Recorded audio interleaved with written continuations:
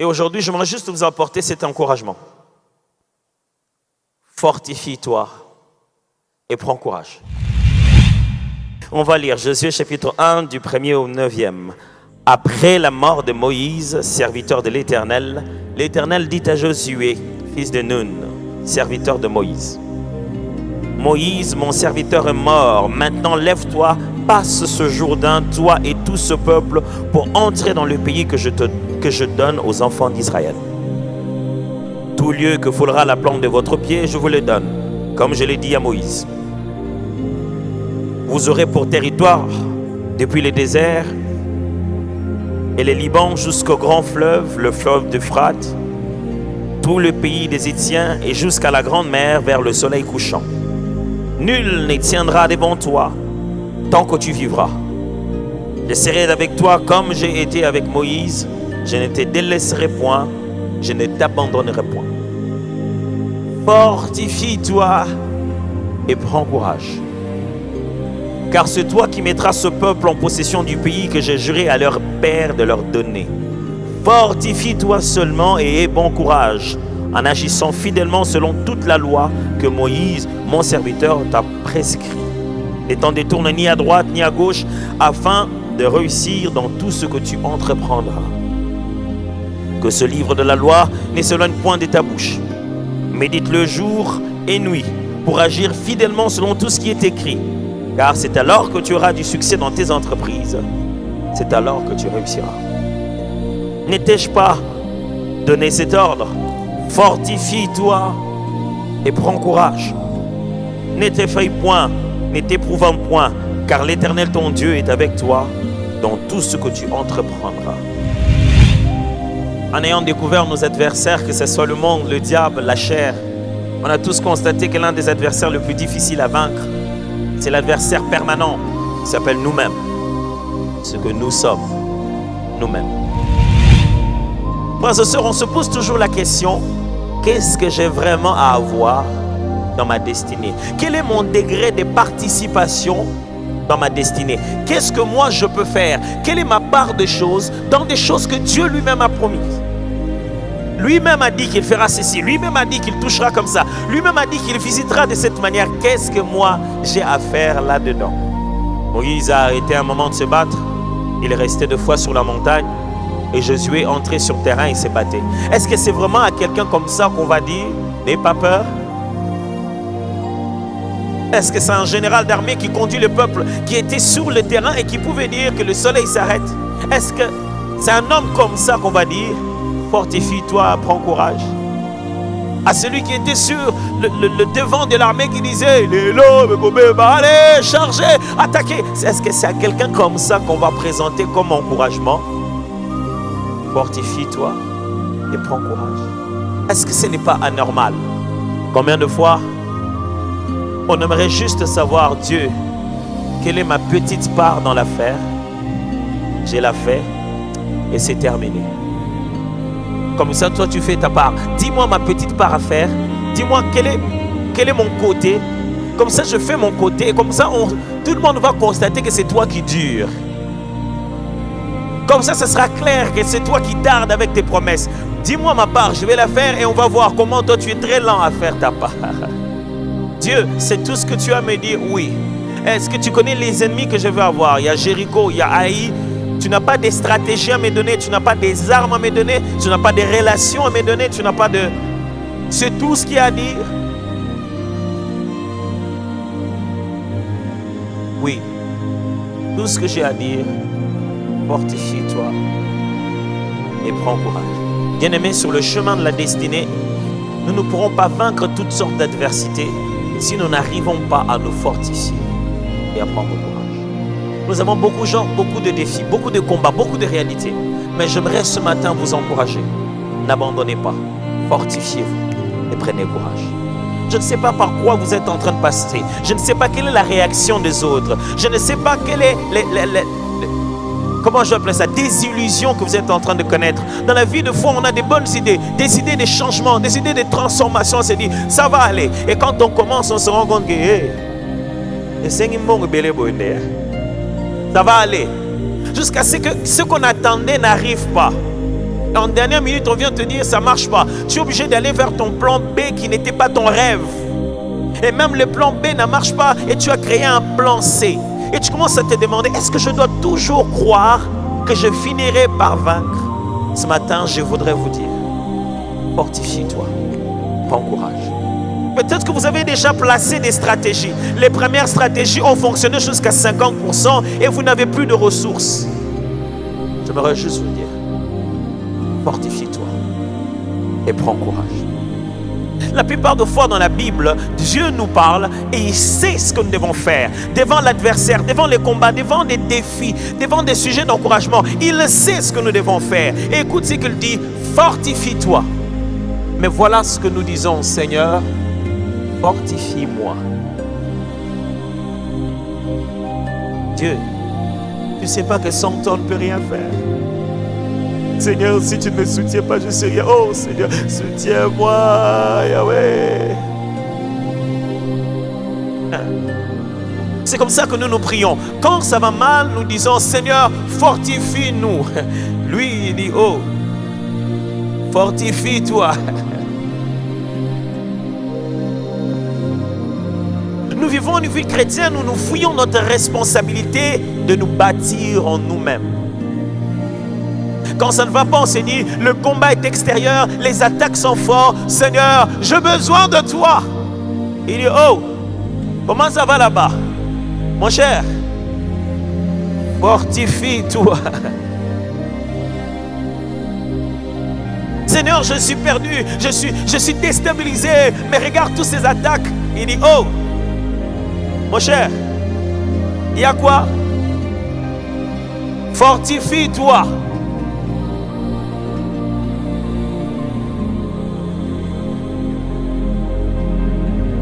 Dans ma vie, je me suis réveillé plusieurs fois en me disant, je vais reprendre les sports. Et quand je reprends les sports, la seule chose que je me pose toujours comme question, c'est dire que je lui paye chaque fin du mois pour me faire du mal. Quand on prend un coach, lui, il ne fera rien. Il fait toujours 5 fois et il s'élève et dit, allez, ok, 1, 2, allez, 2. Ça va, encore 2. Et il compte. 1, 2, 3. Papa, on change de rythme pour l'année de ça. 4. 4 encore. On commence à 4. Tu comme les gens à 6. Il peut que dire ça dehors. Il ne peut pas faire ça. Je suis venu pour devenir le meilleur de moi-même. Je ne l'ai pas engagé pour qu'il me rende fort. Je l'ai juste engagé pour qu'il me rappelle. Fortifie-toi. Il cherche un moyen. Il sait que la force dont j'ai besoin pour pouvoir faire la prochaine fois, elle n'est pas externe. La force dont j'ai besoin pour faire 6, 7, ça ne vient pas de lui. Mais ce qui est étonnant, c'est que à 5, 3, 2, 4, on avait l'impression qu'on ne va pas arriver à 10. Après, il dit, allez, 10. Au lieu de te laisser te reposer, il te dit, lève-toi. Fais les 100 pas. Allez. Continue, on y va. On maintient le rythme. Et tu te rends compte que tu étais sur le point de mourir, mais tu continues à vivre. J'ai une bonne nouvelle pour toi. Tu ne mourras pas. Fortifie-toi. Nous passons tout notre temps à dire à Dieu, Seigneur, remplis-nous. Mais la Bible dit, soyez remplis du Saint-Esprit. Frère, l'étape où nous en sommes, ce n'est pas question de Dieu. Ce n'est pas question du diable. Ils n'ont rien à voir. C'est toi qui dois te lever et dire, à 10. Les premiers exercices, je les faisais avec esthétique. Avec esthétique, tu vérifies que l'angle est droit. Mais tu ne savais pas que vous allez arriver jusqu'à 150. Après, dans 80 d'esthétique est changé. Comme l'essentiel est matakak. Tu n'as pas besoin de réussir avec esthétique. Tu dois réussir. Je ne sais pas comment ça va se passer, mais fortifie-toi.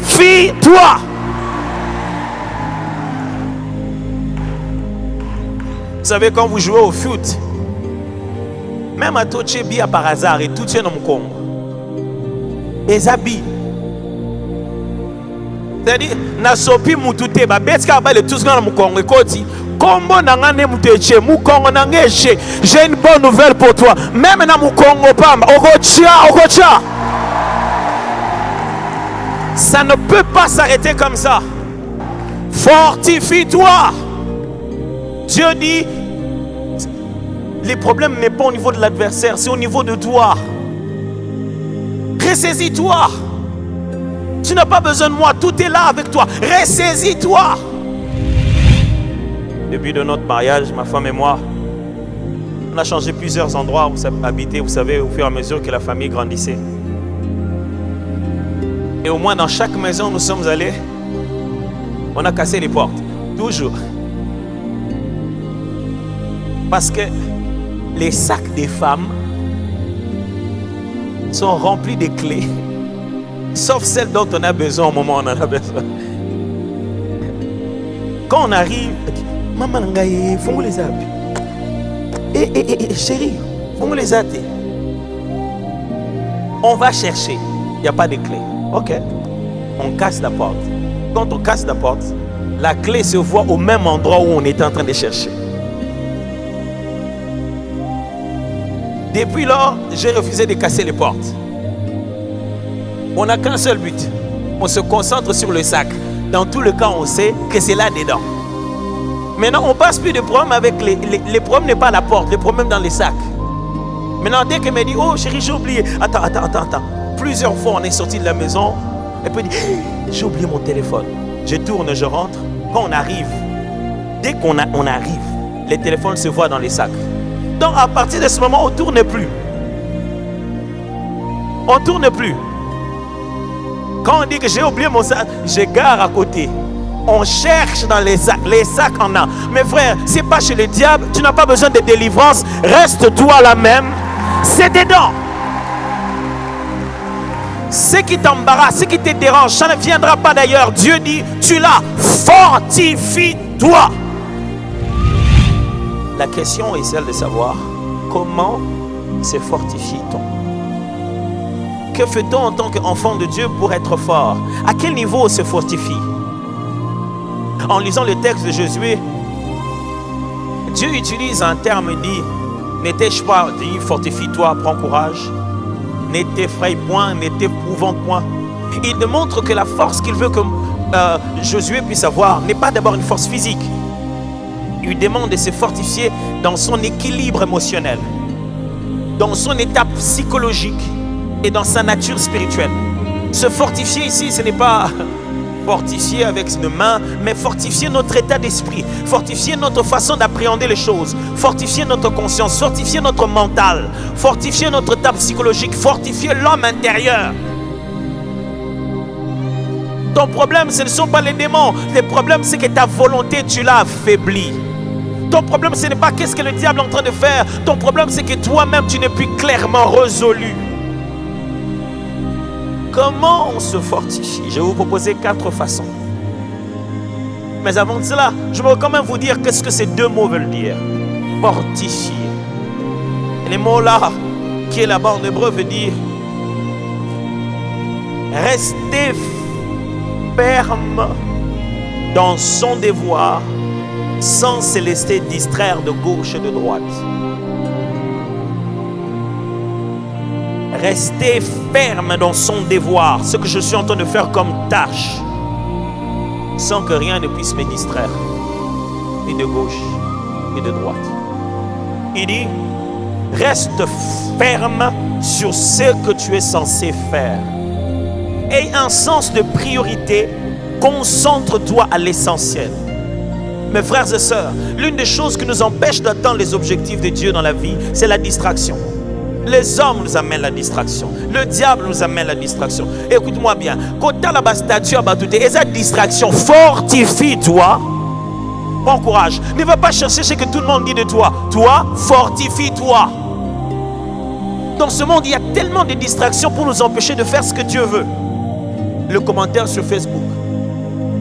Maintenant, c'est plus sur Facebook, c'est sur les statuts des gens. Donc, Première photo, il dit une chose. Deuxième photo, il dit. Donc la suite, à Tongi Moutousanga Tanga Komboneme, à Santika.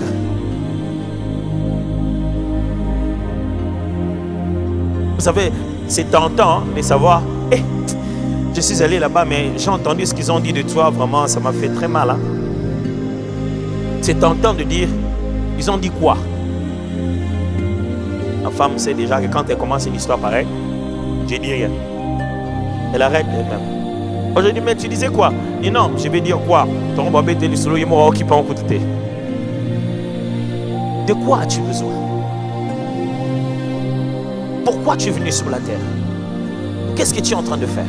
Est-ce que tu es en train de jouer à cache-cache? Est-ce que tu es en train de chercher l'approbation des hommes ou tu es en train de bâtir une entreprise? Est-ce que tu veux épouser tes belles sœurs ou tu es déjà marié? Ne laisse personne te distraire. Fortifie-toi l'objectif que Dieu t'a donné. Concentre-toi. Reste ferme. Qu'est-ce que tu étais en train d'essayer de faire? De plaire à tout le monde ou d'obtenir des résultats spirituels? Si tu obtenais des résultats spirituels, Nat, ne laisse pas les gens te distraire. On raconte l'histoire d'un homme de Dieu qui s'appelait Smith Wigglesworth.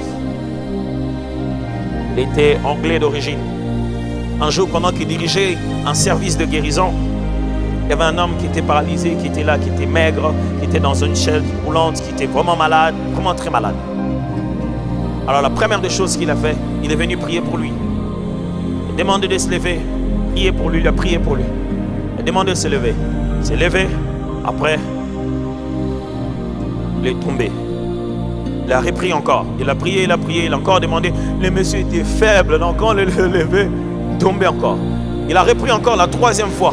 Vous savez, la première fois, quand vous priez pour quelqu'un, vous avez l'approbation, vous avez le secours de toute l'église. Oh là, quand il tombe, 50% s'en vont. Se transforment en spectateurs. Vous gardez les intercesseurs qui ne sont plus en train de prier Dieu, mais qui sont en train de prier pour que la troisième fois, vous perdez tout le monde. On est en train de chercher le plan B. Est-ce que vous filmez?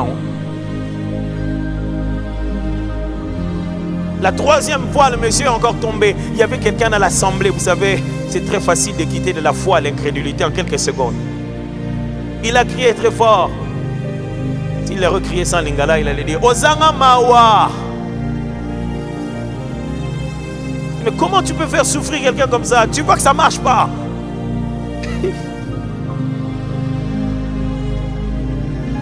Il lui a dit, et toi, je suis occupé. Il s'est concentré sur lui. Et ce qu'il a fait était incroyable. Il l'a cogné. Il a cogné le monsieur maigre là. Il l'a cogné comme ça. Tout. Le monsieur est par terre. Quand le monsieur est par terre, lui il a dit, c'est fait.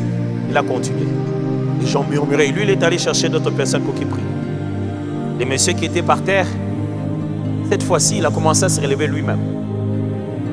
Quand il s'est relevé, l'endroit, dès qu'il se mettait debout, il y avait des trucs tout noirs qui étaient par terre. On ne savait pas d'où ça venait, mais c'était sorti de lui. C'était tout noir, tout bizarre. Non seulement qu'il s'est levé, il a commencé à marcher en criant très fort. Mes frères, les gens, ils sont très gentils contre toi. Leur gentillesse n'est pas pour toi. Ça va te donner des limites. J'aimerais juste te dire, si tu fais quelque chose, fortifie-toi, focalise-toi sur ce que tu es en train de faire. N'abandonne pas Dieu sans que tu voies des résultats. Ne va pas vers ce qu'il te propose. Fortifie-toi. Comment les chrétiens se fortifient-ils? Pasteur, c'est facile à dire, fortifie-toi. Mais on fait quoi en réalité? Ce ne sont pas des exercices physiques. On fait quoi en réalité? La Bible nous propose 4 choses. Ce n'est pas une liste exhaustive, mais ce sont juste ces éléments que je voudrais partager avec vous pour vous fortifier. La première des choses est dans ce texte. Au chapitre 8. Que ce livre, au chapitre 1, excusez-moi, au verset 8. Que ce livre de la loi ne s'éloigne pas de ta bouche. Josué 1, 8. La Bible dit, médite-la jour et nuit. La première façon de fortifier l'homme intérieur, c'est déclarer la Bible. Écoutez-moi, frère. Une des choses qui a affaibli et fragilisé la foi chrétienne ou bien la vie de prière des enfants de Dieu à l'église, c'est cette définition un peu trop simpliste qu'on a donnée à la prière, selon laquelle la prière, c'est parler avec Dieu. Ce qui veut dire que quand quoi que ce soit dans son cœur ne va pas bien, il n'a pas envie de parler. Même avec nos frères, nos sœurs, nos femmes, nos enfants, quand ça ne va pas, tu n'as pas envie de parler. Même si ce n'est pas eux qui ont fait ça, mais tu n'as pas simplement envie de parler. C'est faux ou ça ne m'arrive qu'à moi? Hein? Et même les amis te demandent, même au boulot, te disent, quand il y a quelque chose qui ne va pas bien au-dedans de toi, ou quand tu as des questionnements, tu n'as simplement pas envie de parler. Ça nous arrive même dans notre relation avec Dieu. Quand tu n'as simplement pas envie de parler, tu commences à dire, comment prier pour moi, je n'arrive même plus à prier. Pourquoi? Parce que tu penses que prier, c'est nécessairement parler à Dieu. Dieu dit, je sais qu'il y a des moments où tu n'as pas envie de parler à personne. Tu as envie de rester avec toi-même. Alors, reste avec toi-même, mais prends la parole. Ne me parle pas. Parle à toi-même, mais avec la parole. Dieu dit à Josué que le livre de la loi ne s'éloigne pas de ta... Hein? Vous vous êtes jamais posé la question pourquoi il dit bouche? Il n'a pas dit ne s'éloigne pas de ta tête. Il n'a pas lu ne s'éloigne pas de ton regard. Il n'a pas dit ne s'éloigne pas de tes yeux. Parce que le mot qui est là, ce n'est pas médite-le, mais soliloque. Les verbes sont très difficiles en français. Le mot qui est là, ce n'est pas regarde-les pour y réfléchir. Le mot qui est là, c'est prononce-les jour et nuit. C'est pourquoi il dit ne s'éloigne pas de ta bouche. Frère, la force de la parole de Dieu, ce n'est pas quand il ne s'éloigne pas de nos yeux. C'est quand elle ne s'éloigne pas de notre bouche. Quand ça ne va pas, que tu as besoin de te fortifier, prends les textes. On publie les méditations chaque jour sur la page de l'église. Prends les textes. Cherche un texte, celui par lequel ça te rassure. Cherche un texte de la parole de Dieu. Commence à les déclarer. Ton esprit a besoin d'entendre ta bouche dire les vérités qui lui permettent de se rassurer. Alors ne va pas dans la chambre pour prier comme quelqu'un qui est dans une messe en train d'attendre, je ne sais pas moi. Écoutez-moi, nous sommes des enfants de Dieu en train de pratiquer la parole de Dieu. Ce n'est pas de la religion, c'est de la spiritualité. Le maître de tout esprit qui a établi les principes par lesquels les spirituels fonctionnent, c'est Dieu.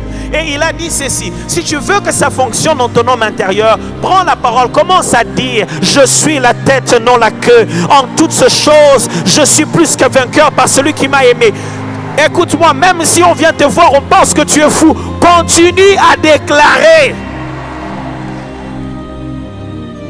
De nos jours, il y a tellement des applications dans la Bible, des moyens de trouver des versets bibliques. Par où je vais commencer? Prends dans ton téléphone la fameuse Bible qui est dans ton téléphone, que tu regardes jamais, que tu n'essaies d'ouvrir qu'à l'église pour nous faire croire que tu lis la Bible pendant que tu es en train de chercher les WhatsApp. C'est là. Regarde à l'intérieur, tu verras qu'il y a des versets bibliques du jour. Cherche un texte. Proclame les paroles de Dieu. Proclame cela dans ta bouche. Ne réfléchis pas. Fais les 100 pas dans ta chambre. Proclame cela. Organise une retraite de fortification. Fais une veillée de fortification. Veillée de prière de fortification. Je n'ai pas besoin de voisins. Je vais être seul. Je ne vais pas attaquer les diables. Je ne vais pas faire de combat spirituel. Retraite de fortification. Deuxième moyen, c'est dans Ephésiens chapitre 5, versets 18 à 19.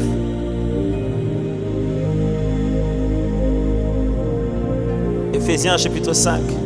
En lisant ces textes, vous voyez bien que Paul est en train de dire: ne vous enivrez pas de vin, c'est de la débauche. Je n'aurai pas le temps de passer tout l'exégèse de ce texte. Mais elle dit: au contraire, soyez remplis du Saint-Esprit. La question, c'est comment? Il leur dit: voilà de quelle manière on est rempli du Saint-Esprit. Ça, c'est le problème qu'il y a à l'église. Quand on dit aux chrétiens: soyez remplis du Saint-Esprit, et ils disent: oh Seigneur, remplis-moi de ton esprit. Ils demandent d'être remplis du Saint-Esprit comme quand on demande de recevoir le Saint-Esprit. Deux notions différentes. Lorsqu'on n'a pas reçu l'Esprit, Jésus nous a dit: demandons. Lorsqu'on a reçu l'Esprit, Paul nous dit: soyez remplis, c'est-à-dire vous savez comment faire le plein. Et les chrétiens se disent, si je ne suis pas rempli, ce n'est pas ma faute, c'est Dieu qui ne m'a pas rempli. Oh, Dieu dit, non, non, non, vous là-bas, comment ça va? Ça va. Allez, soyez remplis du Saint-Esprit. Alors Paul dit, si vous voulez être rempli, si vous voulez être fortifié, si vous voulez vibrer, devenir fou,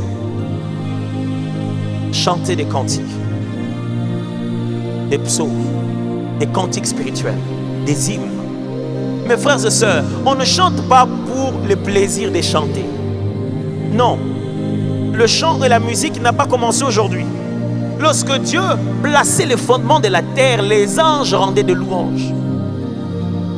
Dieu et la musique, Dieu et les chants, la musique n'est pas une chose qui va rester ici. J'ai déjà entendu les gens dire non, la musique va rester, nous irons dans l'éternité. C'est faux. Lorsque nous irons dans l'éternité, la Bible dit nous serons en train de chanter les cantiques de l'agneau et les cantiques de Moïse. Jusqu'à l'éternité, on va continuer à chanter. Je ne sais pas qu'est-ce que Dieu a mis dans la musique, mais il y a quelque chose qui fait que quand on se met à chanter les vrais cantiques de Dieu, Nzembo ya Nzambe. Troisièmement,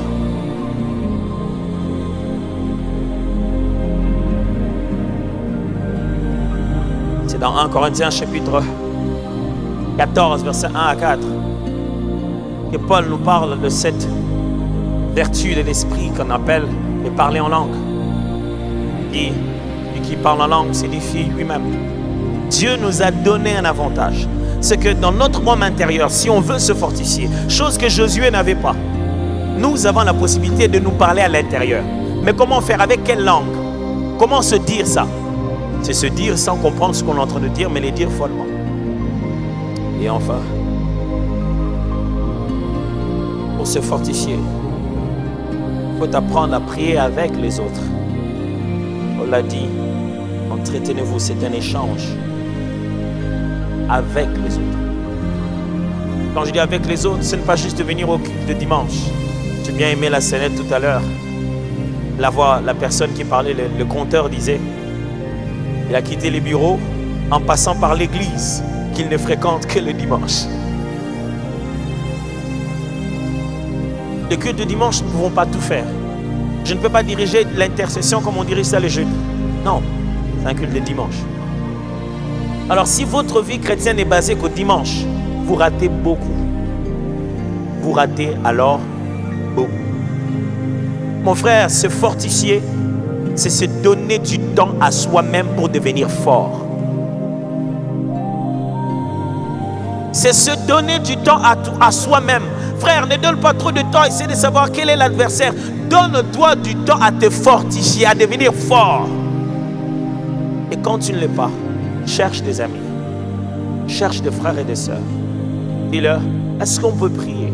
Je vous assure, quand vous revenez d'un petit moment de prière, je ne parle pas de la prière de masse comme ça. Vous étiez 4, vous étiez 5, vous étiez 10. Quand vous avez fini de prier, vous avez l'impression que Jésus doit venir aujourd'hui. Vous vous sentez prêt. Il fut un temps, chaque samedi matin, on priait avec le pasteur Roland. J'étais toujours fasciné dès les premiers jours de voir ce grand monsieur, comment il devient un petit enfant dans la prière. Il prie vraiment comme un petit enfant.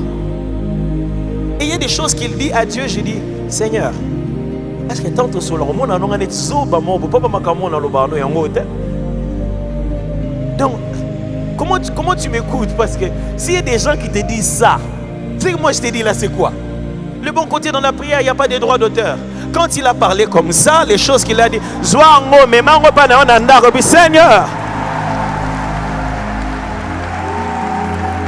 il regarde aux choses que le pasteur Roland disait. Je vais te dire les choses qu'il te disait là. Il y a des gens, quand vous priez avec eux, ils vous remplissent des verbes et des mots. Quand ils prient un moment, on dit écoute ici au Tchouki, même quand tu étais fatigué, hey Seigneur, ça c'est bon ça. Quand il prie avec son témoignage, tu te dis, moi je me plains pour rien. Il y a des gens qui sont passés par là. Et lui il est comme ça, mais il est passé par là. Ah non Seigneur, Seigneur ça va aller, ça va aller. Seigneur, ça va aller. Je ne vais pas reculer. Je vais me fortifier. Frères et sœurs, j'aimerais vous dire, la responsabilité est de notre côté. Ce n'est pas l'ennemi ni au Seigneur. C'est à nous de nous fortifier. Tout est là. Fortifie-toi. Le Seigneur te le dit ce matin. Fortifie-toi. Arrête d'être distrait. Fortifie-toi. Ne laisse pas cela te ronger. Fortifie-toi. Ne laisse pas cela te distraire. Fortifie-toi. Ne laisse pas les calendriers te perdre. Fortifie-toi. Ne laisse pas les pronostics des gens te distraire. Fortifie-toi. Ce n'est pas encore terminé. J'ai toujours été étonné quand je regarde des matchs de football. Des équipes qui sont menées à 15 minutes avant la fin, 5-0. Moi, normalement, à partir de ce moment-là, je ne regarde déjà plus. Bon, le match est si énorme. 15 minutes avant la fin. Mais tu le vois. Dès que le ballon va en dehors de la touche, ils vont chercher. Rapidement. Ils marquent un but et ils sont contents. 5-1. Et ils se fortifient. Ouais, ça va aller. Préparez-vous. Papa, il reste que 10 minutes et vous avez 4 buts. Mais on est encore sur le terrain. Même un chien vivant vaut plus qu'un lion mort. Ah, mais ça est dans l'âge de maman comme moi, je suis encore vivant. Même à 1000 ans, si je suis sur la terre, les promesses de Dieu, je dois les voir. Ce n'est pas encore fini tant qu'on n'a pas encore sifflé. Et tant qu'il n'a pas encore parlé, je me fous de ce que les gens sont en train de dire. J'attendrai que les derniers mots viennent de lui.